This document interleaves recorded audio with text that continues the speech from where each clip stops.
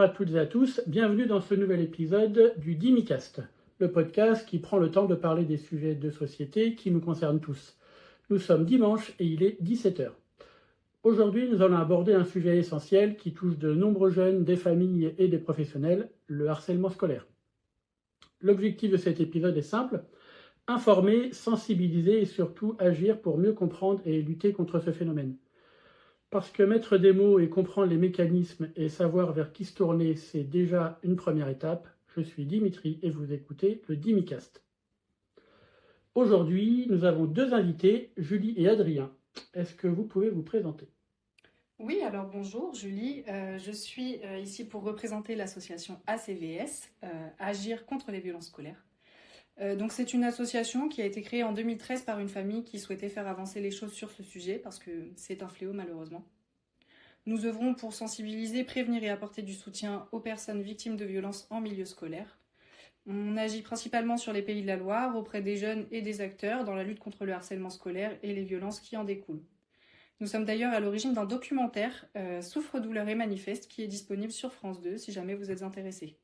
Merci Dimitri pour l'invitation. Donc Adrien Dubois, professeur d'histoire géo au collège Jean Mermoz, et je participe au programme phare. Et malheureusement, j'ai déjà dû intervenir sur plusieurs cas de harcèlement au sein des établissements par lesquels je suis passé. Donc le programme phare, c'est un dispositif plan de prévention du harcèlement à destination des écoles, des collèges et des lycées, qui est fondé sur 5 piliers.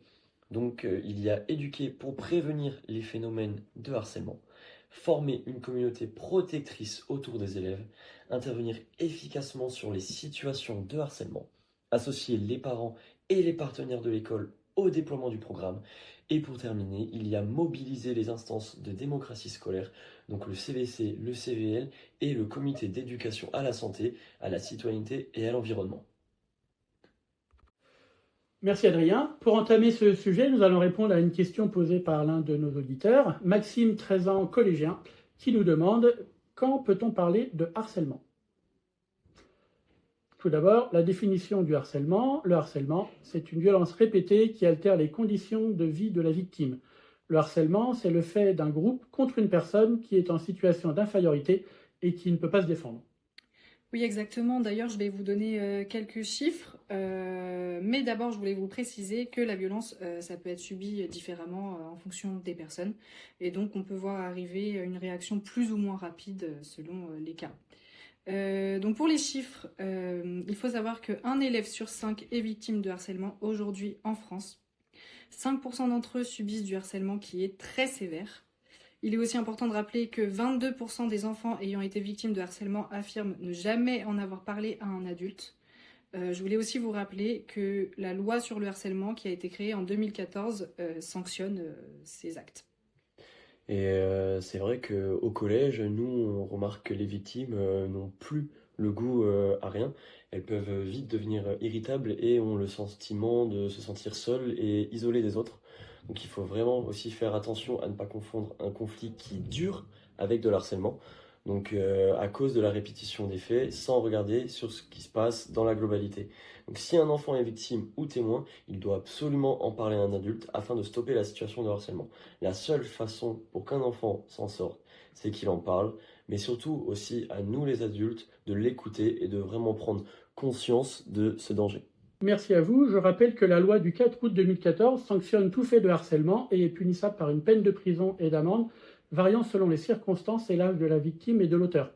Cela peut être puni de 3 ans d'emprisonnement et de 45 000 € d'amende au minimum et de 10 ans de prison et de 150 000 € d'amende au maximum.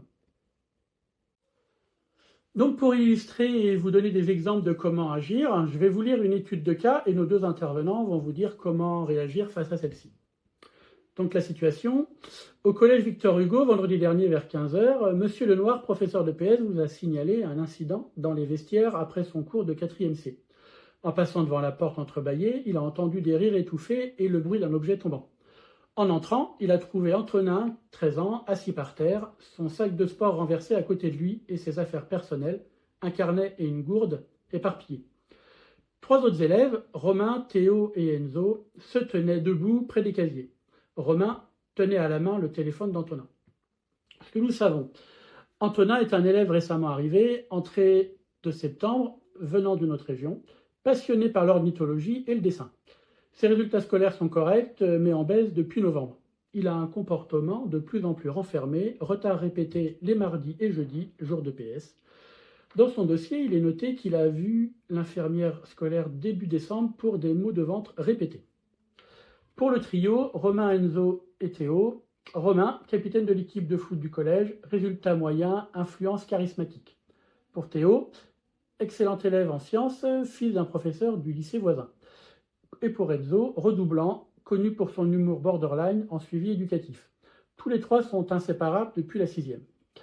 Pour les versions du trio contradictoire, recueillies séparément par Monsieur Lenoir.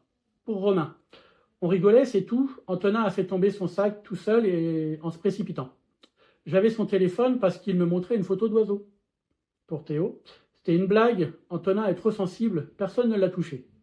Et pour Enzo, il se prend pour un scientifique, mais en EPS, il est nul. On l'aide à s'intégrer. Pour la version d'Antonin, recueillie par le CPE du lundi matin, elle est un peu différente. D'abord, refus de parler, regard fuyant, puis en prise de confiance. Ça fait 3 mois que ça dure. Ils prennent mes affaires, ils imitent le bruit des oiseaux quand je passe. Mardi dernier, ils ont mis mon carnet de dessin dans les toilettes. Je veux plus aller en EPS. Et du coup, ils refusent catégoriquement que le CPE contacte ses parents. Dixit, ça empirerait tout. Des nouveaux éléments, l'assistante sociale signale que la mère d'Antonin l'a contacté ce matin pour évoquer un mal-être sans précision. Un élève de 3e vous a glissé en passant « Demandez à Antonin ce qu'il écrit dans son carnet noir ». Et votre constat en salle des professeurs, Monsieur Lenoir, des chamailleries de garçons, il faut qu'Antonin s'endurcisse un peu. Pour Madame Ducrot, prof principale de la 4e C, Antonin est bizarre, il ne fait aucun effort d'intégration. Le trio, des turbulents mais pas méchants. Et pour l'infirmière scolaire, j'ai alerté il y a 1 mois sur son état, mais personne n'a réagi. Voilà pour cette étude de cas, je vais me permettre de vous poser quelques questions. Première question sur l'action d'évaluation immédiate. Quels sont les 3 signaux les plus alarmants dans ce dossier qui dépassent le cadre de la chamaillerie? Alors, on peut parler tout d'abord de la durée et de l'escalade des violences, notamment par le fait qu'Antonin précise ça fait 3 mois que ça dure, et que les actes aient évolué en passant par des moqueries. Ils imitent le bruit des oiseaux.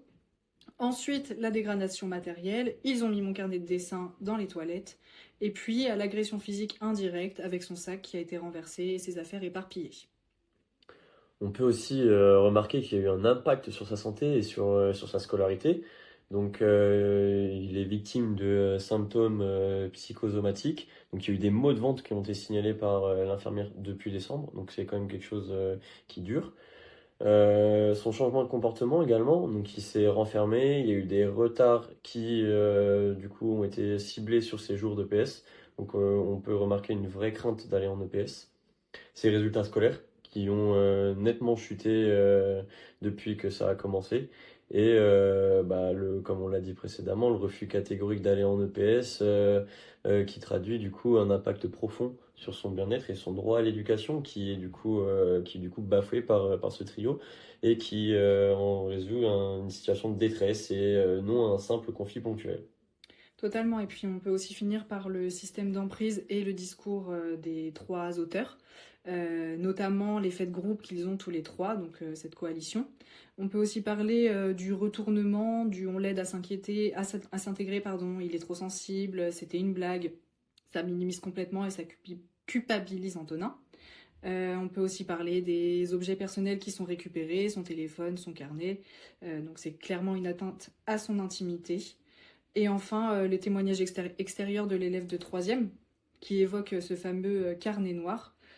Ça suggère qu'il y a une situation qui est connue par-delà la classe. Et si on peut même rajouter, c'est le retour des professeurs en salle des profs. On peut voir qu'il y a un manquement professionnel et une non-protection de Antonin. Et il qualifie ça de simple chamaillerie alors que on est au tout début d'un harcèlement. Merci Adrien. Du coup, j'enchaîne par une nouvelle question. Quelle serait votre première mesure concrète pour assurer la sécurité physique et psychologique d'Antonin? Donc concrètement, ce serait de mettre en place un plan de protection pour Antonin. Donc ça peut passer par un espace de refuge, lui attribuer immédiatement un accès au bureau de l'infirmière ou du CPE pendant les récréations et la pause méridienne. Désigner un adulte relais en qui Antonin a confiance pour pouvoir discuter de son harcèlement. Une séparation physique, bien entendu, donc modifier son groupe de PS et son placement en classe dès le prochain cours, sans attendre. Et un message dissuasif, donc convoquer le trio séparément pour une mise en garde formelle et ferme contre toute approche ou représailles, en précisant une surveillance renforcée autour de ce cas pour un objectif très simple, briser l'isolement, réduire les occasions de contact et lui rendre un sentiment de sécurité concret. Merci pour ces premières mesures. Et selon vous, quelles pistes d'enquête prioritaires pourriez-vous ouvrir dans les 48 heures, qui voir et quoi vérifier? On a vu dans l'étude de cas qu'il y avait eu des témoins, donc notamment l'élève en troisième qui nous parlait du carnet noir. Donc ce serait de recueillir d'autres faits auprès de cet élève s'il en a connaissance. Sûrement aussi auprès de ses camarades de classe parce que je pense qu'il peut y avoir des témoins silencieux. Donc recueillir des faits concrets avec des dates et des paroles d'autres témoins. Des preuves matérielles, examiner ce fameux carnet du coup avec l'accord d'Antonin et pourquoi pas s'il existe des captures d'écran sur les réseaux sociaux pour illustrer un autre type d'harcèlement. Il peut y avoir du coup une nouvelle audition sur le trio, mettre en cause l'incohérence entre les trois. Donc il y en a un qui nous parle d'un téléphone, l'autre d'une simple blague et un troisième d'intégration si je me souviens bien. Et pour terminer, parler au personnel de l'établissement. Donc on peut parler avec l'infirmière qui l'a vu en décembre et au personnel d'éducation qui le croise dans la cour, en EPS et aux autres professeurs d'Antonin.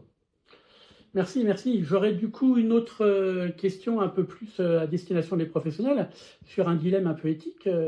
Antonin refuse que ses parents soient informés. Dans quelles limites pouvez-vous ou devez-vous respecter cette demande? Alors malheureusement, je ne peux pas respecter ce refus. C'est une obligation légale. Je dois l'informer, comme le dit la loi. Je dois informer ses parents, car il est mineur et il est en danger. Et le harcèlement grave est un danger pour Antonin. Donc je vais aller lui expliquer que c'est obligatoire pour le protéger. Je vais lui proposer un cadre sécurisant, bien sûr, notamment avec un entretien avec un tiers, un briefing préalable avec ses parents pour éviter des réactions trop brusques. L'objectif, c'est de transformer cette obligation pour lui en une étape pour sa protection, en lui proposant un accès à un psy, des mesures renforcées. Il y a cependant une exception. Si les parents sont une menace pour Antonin, du coup, je ferai un signalement au procureur. Mais ici, rien n'indique qu'il soit une menace. Une toute dernière question pour ce cas, sur une action collective. Comment aborder la classe de 4e C sans risquer de stigmatiser Antonin davantage? Ça peut partir avec une animation obligatoire sur le vivre ensemble. On l'a déjà vu l'an dernier avec une classe de 5e où une association est intervenue pour régler un cas similaire. Donc à ce moment-là, il y aurait un brainstorming sur comment réagir, une présentation des outils d'alerte anonyme. Et nous pourrons annoncer un renforcement de vigilance et des sanctions pour le harcèlement, sans citer de nom ou d'incident. Donc l'objectif de tout ça serait de responsabiliser les témoins et de sensibiliser à l'harcèlement pour éviter que des cas futurs arrivent. Oui, d'ailleurs, il existe depuis quelques années un outil de formation pour les enseignants qui s'appelle la méthode de préoccupation partagée. C'est une méthode qui permet d'entendre la victime, d'écouter les témoins et les auteurs séparément et du coup de trouver une solution pour la classe entière. Merci Julie, merci Adrien. Je vais enchaîner tout de suite par une nouvelle question d'un auditeur, Sophie, 14 ans, également collégienne. Que je sois victime ou témoin dans une situation de harcèlement, qu'est-ce que je peux faire? Alors moi je vais commencer, je vais prendre la parole. En tant que victime, déjà le premier réflexe serait de parler à un adulte si on y arrive. Donc ça peut être l'infirmière, l'assistante sociale, un professeur de confiance. Et en tant que témoin, également de prendre le temps de relater les faits. Rien ne presse pour poser les mots qui peuvent être un peu trop durs pour une victime.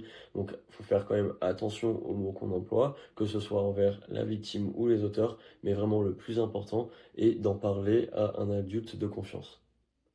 Il existe aussi d'ailleurs des outils et des sites, numéros ou alors des associations qui sont là pour vous accompagner.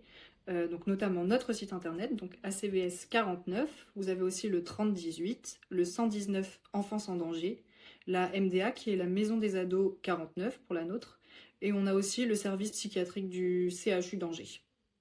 On arrive doucement à la fin de cet épisode. Merci d'avoir pris le temps avec nous pour votre écoute et votre attention. Merci aussi aux personnes qui ont contribué à cet échange. Si les sujets abordés aujourd'hui vous ont questionné, touché ou concerné personnellement, sachez que vous n'êtes pas seul. Des informations et des ressources existent. Vous pouvez retrouver dans la description de cet épisode les contacts utiles et les sites d'accompagnement, notamment la CVS 49, ainsi que les numéros comme le 3018 et les plateformes d'aide accessibles gratuitement en toute confidentialité. Et si vous ou un proche traversez une période difficile, n'hésitez pas à demander de l'aide. Parler, c'est déjà un premier pas. On se retrouve très bientôt pour un prochain épisode de Dimicast où nous aborderons soit les violences, harcèlement sexuel et sexiste, soit le cyberharcèlement. Je vous laisse mettre vos commentaires en description pour faire ce choix.